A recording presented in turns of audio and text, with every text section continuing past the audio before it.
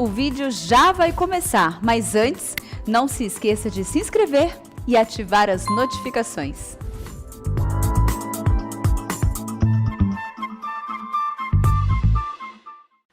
Esta música tão linda, por esta letra tão rica, teologia pura cantada. Abra sua Bíblia comigo, por gentileza, no livro de Apocalipse, capítulo 20. Apocalipse, capítulo 20, versos de 1 a 15. Apocalipse 20, de 1 a 15. Eu queria que você acompanhasse comigo a leitura e, lido o texto, permanecesse com a sua Bíblia aberta. Está escrito o seguinte: Então vi descer do céu um anjo, tinha na mão uma chave do abismo e uma grande corrente. Ele segurou o dragão, a antiga serpente, que é o diabo, Satanás, e o prendeu por 1000 anos. Lançou-o no abismo, fechou-o e pôs selo sobre ele, para que não mais enganasse as nações até se completarem os 1000 anos. Depois disto, é necessário que ele seja solto pouco tempo. Vi também tronos, e nestes sentaram-se aqueles aos quais foi dada a autoridade de julgar. Vi ainda as almas dos decapitados por causa do testemunho de Jesus, bem como por causa da palavra de Deus, tantos quantos não adoraram a besta, nem tampouco a sua imagem, e não receberam a marca na fronte e na mão, e viveram e reinaram com Cristo durante 1000 anos. Os restantes dos mortos não reviveram, até que se completassem os 1000 anos. Esta é a primeira ressurreição. Bem-aventurado e santo é aquele que tem parte na primeira ressurreição. Sobre esses, a segunda morte não tem autoridade. Pelo contrário, serão sacerdotes de Deus e de Cristo, e reinarão com ele os 1000 anos. Quando, porém, se completarem os 1000 anos, Satanás será solto da sua prisão, e sairá a seduzir as nações que há nos 4 cantos da terra, Gog e Magog, a fim de reuni-los para a peleja. O número dessas é como a areia do mar. Marcharam então pela superfície da terra e sitiaram o acampamento dos santos e a cidade querida. Desceu, porém, fogo do céu e os consumiu. O diabo, o sedutor deles, foi lançado para dentro do lago de fogo e enxofre, onde já se encontram não só a besta, como também o falso profeta, e serão atormentados de dia e de noite pelos séculos dos séculos. Vi um grande trono branco, e aquele que nele se assenta, de cuja presença fugiram a terra e o céu, e não se achou lugar para eles. Vi também os mortos, os grandes e os pequenos, postos em pé diante do trono. Então se abriram livros. Ainda outro livro, o livro da vida, foi aberto. E os mortos foram julgados, segundo as suas obras, conforme o que se achava escrito nos livros. Deu o mar os mortos que nele estavam. A morte e o além entregaram os mortos que neles havia. E foram julgados, um por um, segundo as suas obras. Então, a morte e o inferno foram lançados para dentro do lago de fogo. Esta é a segunda morte, o lago de fogo. E se alguém não foi achado inscrito no livro da vida, esse foi lançado para dentro do lago de fogo. Pois bem, amados irmãos, eu gostaria então de tratar deste tema com vocês, o milênio e o juízo final. A primeira coisa que eu preciso afirmar, e com toda sinceridade e humildade, é que este capítulo é certamente o capítulo mais polêmico do livro de Apocalipse e talvez um dos mais polêmicos de toda a Bíblia. A segunda coisa que eu preciso afirmar, a título de introdução, é que não há consenso entre o povo evangélico, povo cristão, a igreja protestante, acerca do entendimento desta passagem.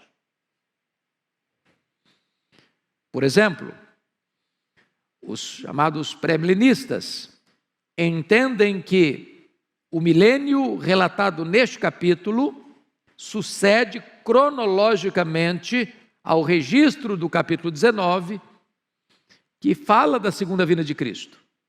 Portanto, esse texto seria um fato posterior à segunda vinda.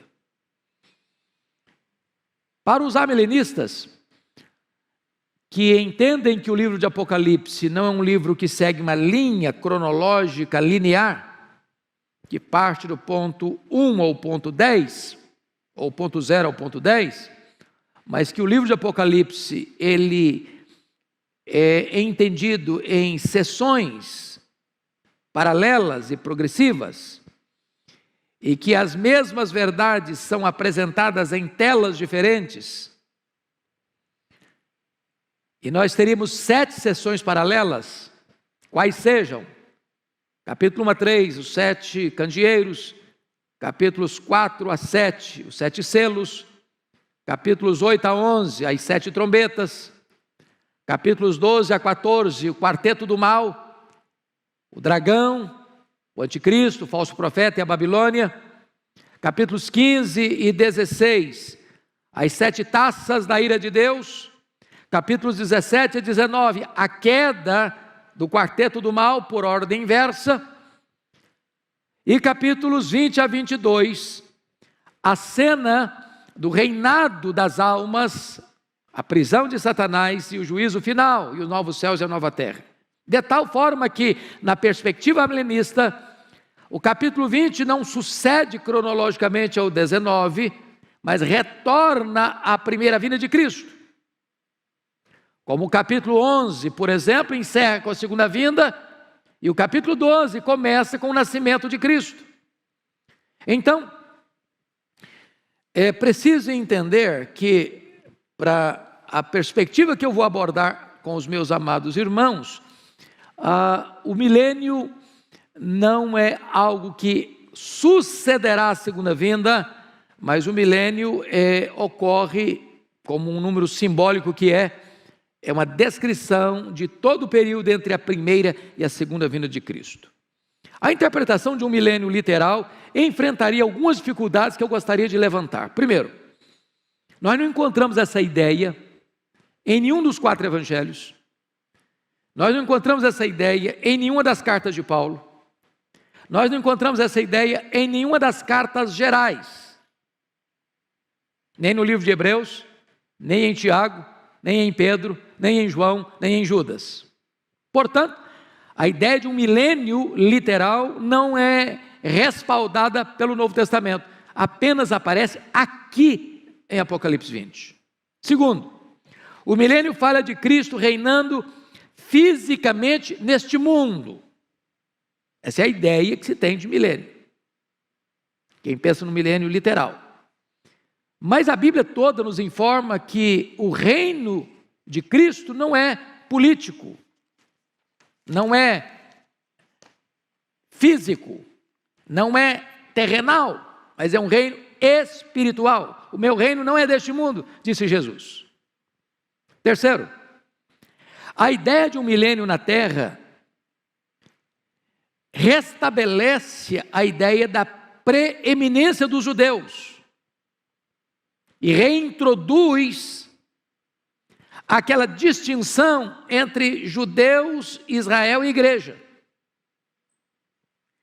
E parece-nos que é muito claro isso, e está posto isso lá em Efésios capítulo 2, que agora não tem mais essa distinção entre Israel e igreja. O Senhor Jesus só tem uma noiva, só tem uma igreja, só tem um rebanho, só tem um corpo. Ele é formado de judeus e gentios. Então não tem essa ideia de restabelecer Israel, como se a igreja fosse apenas um parênteses na história. Quarto, a ideia do milênio terrenal ensina que haverá pelo menos 2 ressurreições. Uma de crentes antes do milênio e a outra de ímpios depois do milênio. E parece-nos que está absolutamente claro na Bíblia que a ressurreição é única, de crentes e descrentes. Porque está posto lá em João 5, 28 e 29, que os mortos ouvirão a sua voz, e sairão dos túmulos, uns para a ressurreição da vida, outros para a ressurreição do juízo. Quando isso se dará? Na segunda vinda de Cristo. E Paulo diz isso: quando ele vier, os mortos em Cristo ressuscitarão primeiro, não primeiro em relação aos outros mortos, mas primeiro em relação aos que estiverem vivos. Então a ressurreição é única e se dará na segunda vinda de Cristo. Quinto, a ideia do milênio cria a grande dificuldade da convivência de Cristo glorificado e santos glorificados convivendo com gente não glorificada. Pense você com um corpo de glória, enfrentando gente indo para o banco, indo no supermercado, enfrentando o trânsito de São Paulo. É complicado. É um anticlímax. Difícil de entender isso. Sexto, como conceber a ideia de que as nações, estando sob o reinado de Cristo durante 1000 anos, de repente se rebelam contra Ele, para declarar guerra contra Ele? É outra situação adversa, para aceitar essa ideia de um milênio literal. E finalmente, todo o ensino do Novo Testamento é que o juízo é universal e seguirá imediatamente à segunda vinda de Cristo. Ele virá, se assentará no trono da sua glória e julgará as nações. Então o juízo final não se dará 1000 anos depois que ele voltar, mas imediatamente na volta dele. Bom, eu gostaria então, dito isto, de entrar na exposição do texto.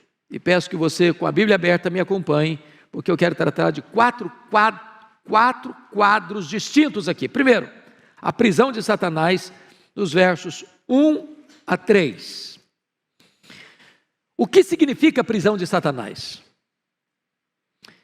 Pois bem, amados, a Bíblia fala, lá em Apocalipse capítulo 1, capítulo 9, versículo 1, capítulo 9, versículo 11, capítulo 11, versículo 7, e nesse texto, que existe um poço do abismo, e que esse poço tem uma tampa, e que esse poço pode ser aberto, e que esse poço pode ser fechado, e que esse poço pode ser selado. É o que está escrito aí. Vi descer do céu um anjo, tinha na mão a chave do abismo e uma grande corrente, segurou o dragão, a antiga serpente, que é o diabo, Satanás, e o prendeu por 1000 anos, lançou no abismo, fechou e pôs selo. Agora preste atenção comigo. Esta é uma linguagem, meus irmãos, simbólica. Como praticamente todo o livro de Apocalipse é um livro de símbolos, de imagens, visuais. Você não pode pensar numa besta, por exemplo, com 7 cabeças e 10 chifres. Desenha isso, veja o que vira. Então, são símbolos que têm significados. Se o diabo é um espírito, ele é, porque os anjos são espírito, e o diabo é um anjo caído. Você não prende um espírito com a corrente. Você não prende um espírito e bota uma tampa. O que significa isso? Significa que esse ser maligno, que é o diabo, que é Satanás, que é a antiga serpente, ele tem sua autoridade e seu poder restringidos. Essa é a ideia da prisão de Satanás.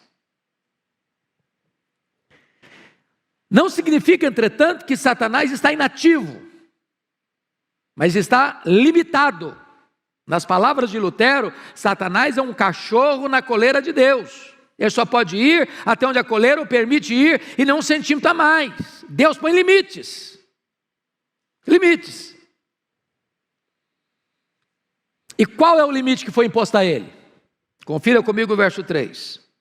Lançou no abismo, fechou e pôs selo sobre ele, para que não mais enganasse as nações. Então vamos entender o que significa isso, não mais enganar as nações. Primeira coisa que eu chamo a sua atenção é que, do ponto de vista de hermenêutica, né, pastor Arival, a gente aprende isso no seminário, e aprende nos livros todo dia, que você não explica um texto claro à luz de um texto obscuro, mas você explica um texto obscuro à luz de um texto claro. Eu acho que serve para a teologia e deve servir para o direito também, acredito. A hermenêutica. Não é isso mesmo? Então, a pergunta é: o que é que o Novo Testamento tem a ensinar-nos acerca da prisão de Satanás? Isso tem a ver com a segunda vinda ou com a primeira vinda? Então chamo a atenção de vocês para alguns textos. Primeiro, Mateus 12, 29. Vocês se lembram lá que o valente, que é o diabo, ele tem uma casa. Ele guarda em segurança todos os seus bens. Que bens são esses? Pessoas. Até que o mais valente, quem é o mais valente? Jesus. Entra na casa, tira-lhe a armadura em que confiava, a panóplia dele, amarra-o e lhe divide os despojos, arranca os bens dele da casa dele. O que significa isso? Que o diabo, Satanás, ao ser preso, ter sua autoridade, seu poder restringido, ele não tem condições de impedir que uma pessoa que Deus escolheu, por quem Cristo morreu, chamado pelo Evangelho, seja impedida de crer no Senhor Jesus. É o Senhor Jesus que amarra o valente, e o fez na primeira vinda, e não acontecerá na segunda, mas na primeira vinda. Lucas 10, 17 e 18, diz que quando os discípulos regressaram, os 70, possuídos de alegria, dizendo: Senhor, os próprios demônios se nos submetem pelo teu nome, mas ele lhes disse: eu vi a Satanás caindo do céu como relâmpago. Limitação de poder. Jesus Cristo disse em João 12, 31 e 32, chegou o momento de ser julgado este mundo, e agora o seu príncipe será expulso. Eu, quando for levantado da terra, atrairei todos a mim. O diabo não pode impedir isso. Louvado seja Deus, irmãos. Se o diabo pudesse, você e eu não estaríamos aqui nessa noite. Se o diabo pudesse, você e eu não teríamos crido em Jesus. Se o diabo pudesse, nós não teríamos sido alcançados pela graça, lavados no sangue do Cordeiro, selados com o Espírito Santo da promessa, e o nosso nome não estaria no livro da vida. Se o diabo pudesse, a igreja não poderia enviar um missionário sequer, e não haveria sequer uma conversão nos campos missionários. Seu poder foi o quê? Cerceado e limitado e restringido. Essa é a ideia. Essa é a ideia. Pois bem, o que significa? Preste atenção nisso. No finalzinho do versículo 3, é necessário que ele seja solto por pouco tempo. O que significa esse pouco tempo em que Satanás será solto depois do milênio? Veja bem, a Bíblia usa algumas expressões para definir esse momento final que vai anteceder a volta de Jesus. Primeiro, a apostasia. Segundo, a grande tribulação. Terceiro, a manifestação do homem da iniquidade, ou do iníquo, que é o anticristo. Quarto, o pouco tempo de Satanás. Essas quatro expressões apontam para a mesma realidade. Para esse momento final, de uma perseguição atroz, de Satanás usar todo o seu arsenal e toda a sua fúria e toda a sua força e todos os seus agentes para perseguir o Cordeiro e a sua igreja. A grande tribulação, a apostasia, a manifestação do homem da iniquidade e o pouco tempo de Satanás. Esse é o tempo que vai anteceder a segunda vinda de Cristo. Mas, outra pergunta: O que significam esses 1000 anos? O que significa esses 1000 anos? Como todo o texto é simbólico, por exemplo, o abismo, o poço, a corrente, a prisão, o selo que tampa o poço, o milênio também é uma linguagem simbólica. É um número completo. Milênio é um tempo que vai, portanto, da primeira à segunda vinda de Cristo. É o número 10 cubicado, pleno. É o exato período em que as almas estão reinando com Cristo. Por exemplo, o que acontece quando um crente morre agora? O que acontece? Primeiro texto, para pensar com vocês, 2 Coríntios 5:8. Morrer é deixar o corpo e habitar com o Senhor. Segundo texto, Filipenses 1:23. Morrer é partir para estar com Cristo, o que é incomparavelmente melhor. O que Jesus Cristo disse para o ladrão à sua direita que se arrependeu, ainda que não 10ª hora da vida? Hoje mesmo estarás comigo no paraíso. Então, quando um crente morre, diz Hebreus que o seu espírito é aperfeiçoado para entrar na glória. Nesse exato momento, a alma começa a reinar com Cristo no céu. Você sabe disso. O corpo foi feito pó, é pó e volta ao pó, é matéria. Mas a Bíblia diz que Deus soprou nas narinas daquele boneco de barro o fôlego da vida, e ele passou a ser alma vivente. O que é a morte? A palavra morte significa separação. Quando uma pessoa morre, o que acontece? A alma dela, ou o espírito dela, separa do corpo. O corpo era pó, volta ao pó. Esta alma sobrevive sem o corpo não sobrevive sem a alma. A alma não é aniquilada, a alma não desencarna e reencarna de novo, a alma não vai para purgatório, a alma não fica dormindo. A alma do crente imediatamente vai para o céu e começa a reinar com Cristo. Nós chamamos esse período de período intermediário. O que é período intermediário? Que vai da morte à ressurreição. Está lá no céu. O Abel, por exemplo, foi o primeiro a morrer. Só a alma dele está lá. O corpo dele está não. O corpo dele aguarda a segunda vinda de Cristo para ressuscitar. E de todos os demais. Então, esses 1000 anos, meus amados irmãos, é o período completo entre a primeira e a segunda vinda de Cristo. Vamos para o segundo ponto agora, o reinado dos salvos com Cristo no céu. Já estamos entrando nele, vamos de novo. Versículos 4-6, confira comigo, versículo 4, por favor. Vi também tronos, e nesses sentaram-se aqueles os quais foi dada a autoridade de julgar. Vêm das almas dos decapitados por causa do testemunho de Jesus, bem como da palavra, por causa da palavra de Deus. Tantos quantos não adoraram a besta, nem tampouco a sua imagem, e não receberam a marca na fronte nem na mão, e viveram e reinaram com Cristo 1000 anos. Vamos entender isso aqui. Vi tronos. A palavra tronos, irmãos, preste bem atenção no que eu vou lhes dizer. Aparece no Novo Testamento 67 vezes. No Novo Testamento. A palavra trono aparece só em Apocalipse 47 vezes. Porém, 44 vezes o trono que aparece é o trono de Deus. E todas as 44 vezes que o trono de Deus aparece, sabe onde ele está? No céu. Só três vezes o trono aparece na terra. 2:13, 13:2 e 16:10.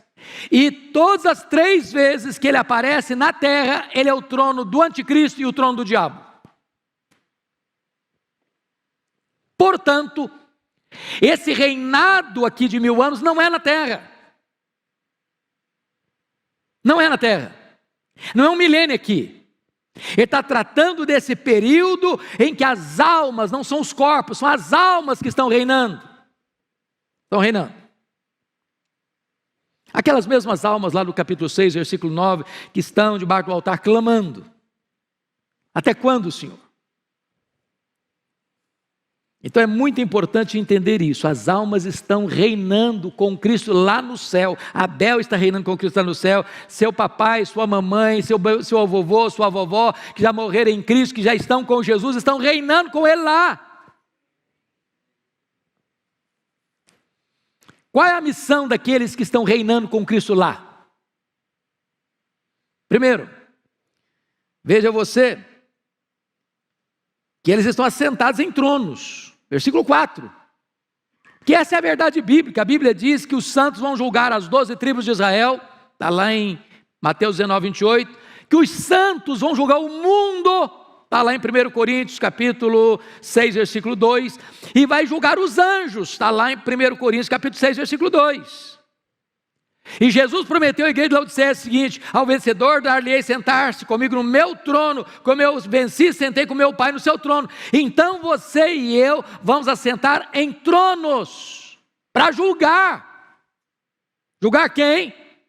As 12 tribos de Israel, o mundo e os anjos. Obviamente os anjos caídos. Eles participarão, portanto, da glória de Cristo lá no céu. Então, quem está lá? Os mártires e todos aqueles que morreram, vejam vocês, por causa do testemunho de Jesus, bem como por causa da palavra de Deus, todos os crentes. Todo crente que morreu está com Cristo lá no céu, reinando, aguardando certamente a segunda vinda de Cristo, quando haverá a ressurreição, e então um corpo de glória se unirá com esta alma que já está glorificada, para estar para sempre com o Senhor. Mas vamos a outra coisa, importante aqui, versículos 5 e 6 agora. Os restantes dos mortos não reviveram, até que se completasse os 1000 anos, esta é a primeira ressurreição. Bem-aventurado e santo é aquele que tem parte na primeira ressurreição. Que ressurreição é essa? Que primeira ressurreição é essa? É muito importante entender isso. Irmãos, quem nasce 2 vezes, morre uma vez só. Quem nasce uma vez só, morre 2. Explicando. Quem só nasceu fisicamente e não nasceu da água e do Espírito, morre fisicamente e morre eternamente. É a segunda morte. Mas quem nasce fisicamente e nasce de novo, a segunda vez, morre uma vez só, apenas fisicamente. A não ser que Jesus volte antes e você é trasladado. Arrebatado, transformado e arrebatado. Portanto, essa primeira ressurreição não é a ressurreição do corpo. Toda a linguagem do Novo Testamento é essa, que quando você recebe a Cristo, você estava morto, e eu também. Deus nos deu vida, estamos nós mortos nos nossos delitos e pecados. O que aconteceu quando você foi convertido a Cristo foi uma verdadeira ressurreição. Então, bem-aventurado é aquele que passou pela primeira ressurreição, porque esse não sofrerá a penalidade da segunda morte. Claro, você não vai ser condenado, não entra mais juízo, passou da morte para a vida. Então, essa é a ideia de todo o Novo Testamento. Mas vamos ver agora, terceiro ponto, a derrota final de Satanás, versículos 7 a 10. Olha aí comigo. Quando, porém, se completarem os 1000 anos, Satanás será solto da sua prisão, e sairá e seduzirá as nações que há nos 4 cantos da terra, Gog e Magog, a fim de reuni-las para a peleja. Num dessas é como a areia do mar. Então marcharam então pela superfície da terra, sitiaram o acampamento dos santos, a cidade querida, desceu porém fogo dos céus e consumiu. Vamos entender uma coisa aqui. Há 3 descrições dessa batalha no livro de Apocalipse, capítulo 16, 14 a 21, capítulo 19, 19 a 21 e 27 a 10. Não são 3 guerras diferentes, é a mesma guerra, é a guerra do Armagedon, é a guerra final. São telas diferentes, descrevendo o mesmo fato. O que esse texto está querendo dizer?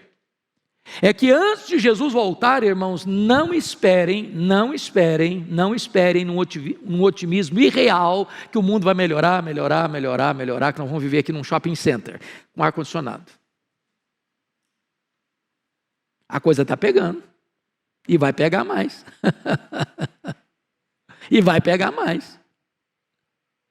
Espera tempo fácil não. Por outro lado, nós não podemos ter um pessimismo negativo, doentio, sabe por quê? Porque a vitória já está garantida. E já está garantida. Irmãos, o final da história já está escrito. E a vitória é do Cordeiro e da sua igreja. Pode o diabo espernear, pode o inferno se agitar, pode o mundo fazer confusão, pode todo mundo virar e perseguir a igreja, e massacrar a igreja, e torturar a igreja, e prender os crentes, e matar os crentes. A vitória já está selada. Bendito seja Deus. Pois bem, amados, agora vamos para a cena apoteótica da vitória sobre os inimigos, porque veja você que nós estamos falando de telas. No capítulo 19, versículo 20, você está com a Bíblia aberta aí, está a descrição aí da prisão da besta, com o falso profeta. E diz o texto que os dois foram lançados vivos para dentro do lago do fogo que arde em enxofre. Mas como Satanás, o diabo, a antiga serpente, é o maioral dessa trilogia maligna, João aguarda para descrever isso mais no final. E aí olha o que está escrito no capítulo 10, 20 e 10. O diabo, o sedutor deles, foi lançado para dentro do lago do fogo e enxofre, onde já se encontram não só a besta, como também um falso profeta, e serão atormentados de dia e de noite pelos séculos dos séculos. Então vamos entender uma coisa aqui. Não tem aniquilamento. O que tem é penalidades eternas. Eles vão ser atormentados, o que está escrito aí? De dia e de noite. É claro que é uma linguagem bíblica, porque na eternidade não tem nem dia nem noite, é eternidade. E a Bíblia fala que aqueles que vão para a condenação eterna são trevas exteriores, banidos para sempre. Mas está escrito mais, eles serão o quê? Atormentados. Quando? Pelos séculos dos séculos.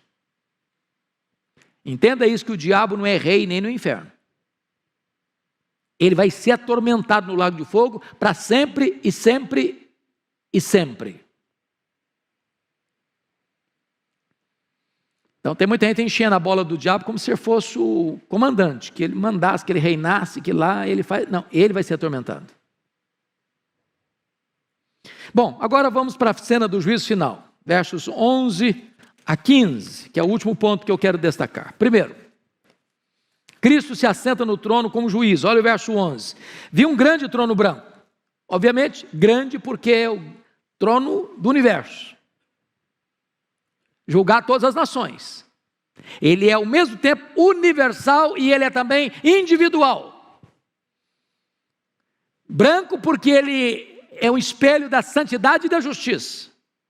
E aquele que nele se assenta, de cuja presença fugiram a terra e o céu, e não se achou lugar para eles. Agora pense na majestade desse juiz, na grandeza desse juiz, na honradez desse juiz, que não macula sua toga, que não mancha suas vestes sagradas, que nunca deixou se subornar para condenar o inocente ou para inocentar o culpado. Ele é o reto juiz, ele é o justo juiz, ele é o próprio Cordeiro, ele é o próprio Senhor da igreja, ele é o próprio Salvador da igreja, ele é Jesus, ele foi escalado para essa função, ele é o juiz. E ele é tão glorioso, ele é tão majestoso, que na presença dele o céu e a terra ficam com vergonha e se encolhem. Segundo lugar, os mortos ressuscitam para o julgamento. Olha versos 12 a 14. Vi também os mortos, os grandes e os pequenos, postos em pé diante do trono. Então, quem vai estar lá? Todo mundo. Crentes, não crentes, grandes, pequenos, ricos, pobres, doutores, analfabetos, ateus, agnósticos, místicos,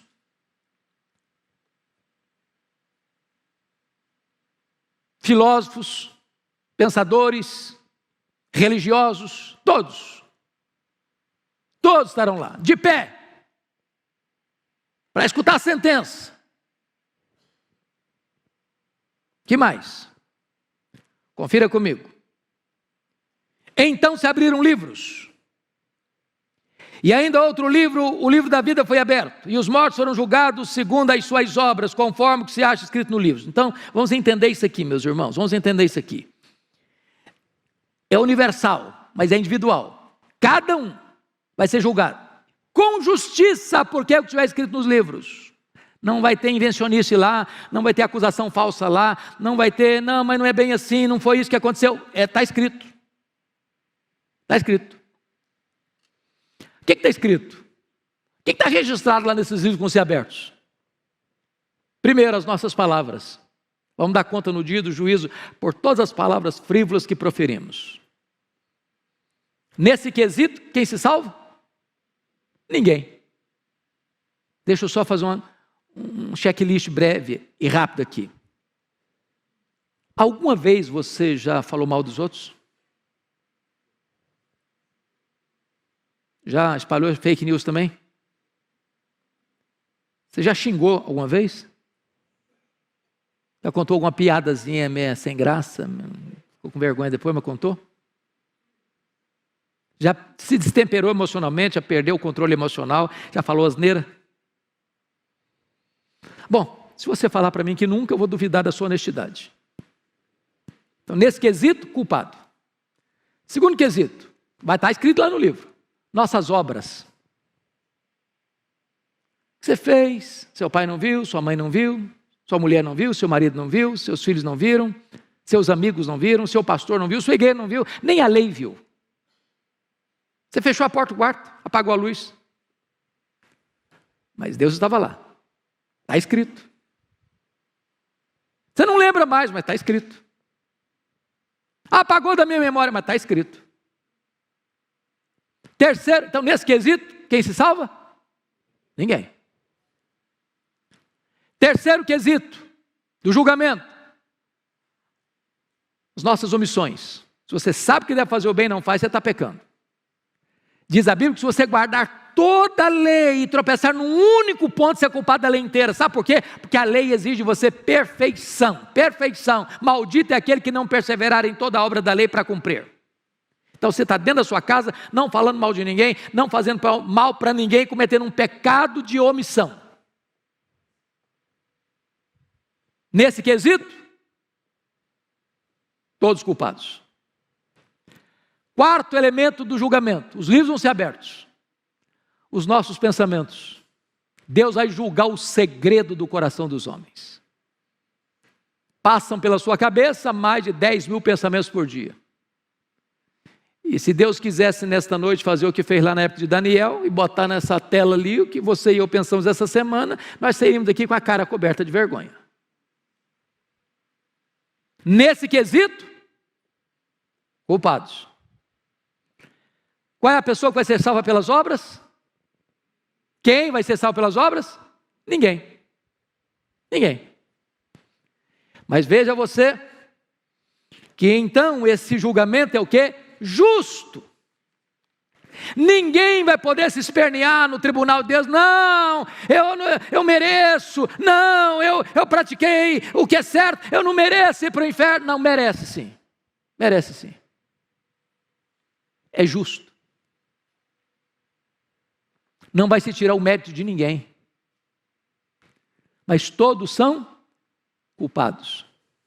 Todos pecaram e destituídos estão da glória de Deus. Então, vejam vocês que o critério para a salvação qual é? Leia comigo, por favor, versículo 15, vamos juntos? E se alguém não foi achado, escrito no livro da vida, esse foi lançado para dentro do lago de fogo.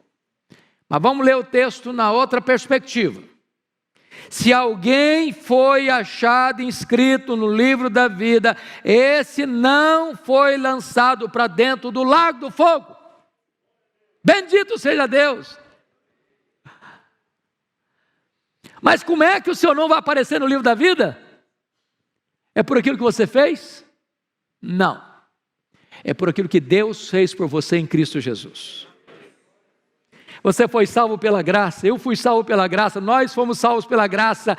Então, antes da fundação do mundo, Deus já sabia isso, seu nome estava lá.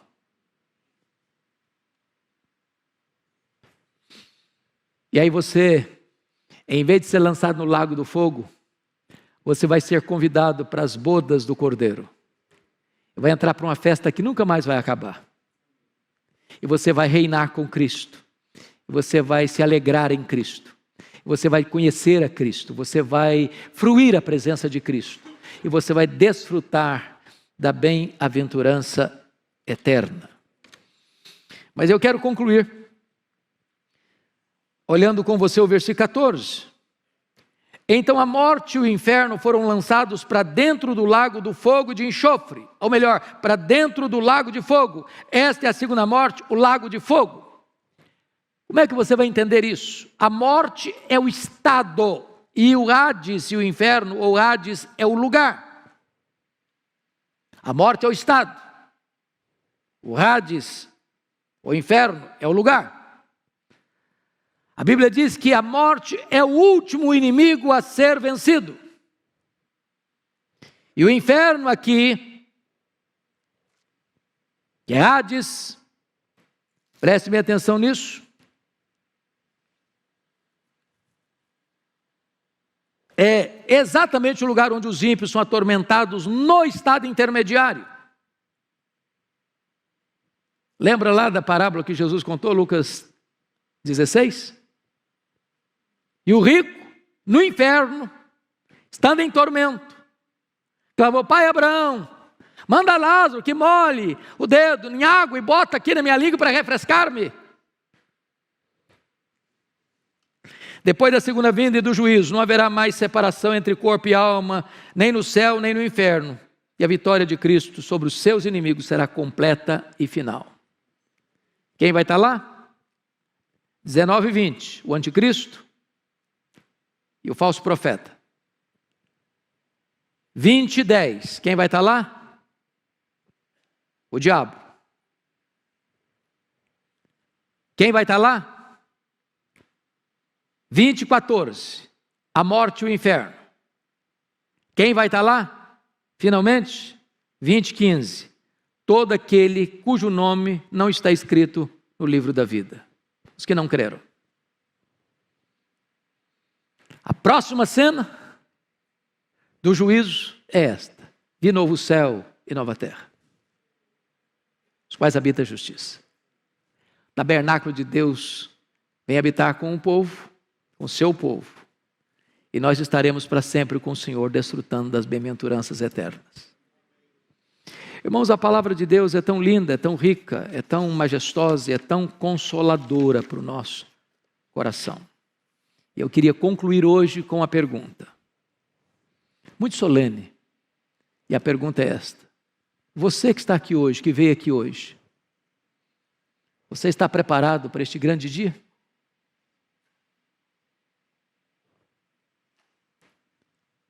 De que lado você estará naquele dia? Segunda pergunta: hoje, agora, você já está debaixo do sangue do Cordeiro? Ou ainda você está debaixo do peso e condenação dos seus pecados? Terceira colocação: hoje é o tempo oportuno, agora é o momento de você se arrepender e voltar-se para Jesus enquanto é tempo. Hoje, Ele pode ser o seu advogado. Amanhã, certamente, Ele será o seu juiz. A decisão é sua, intransferivelmente sua. Vamos baixar nossa cabeça e vamos orar. Eu vou pedir ao pastor Arival que venha orar por nós. Colocar sua vida diante do trono da graça de Deus.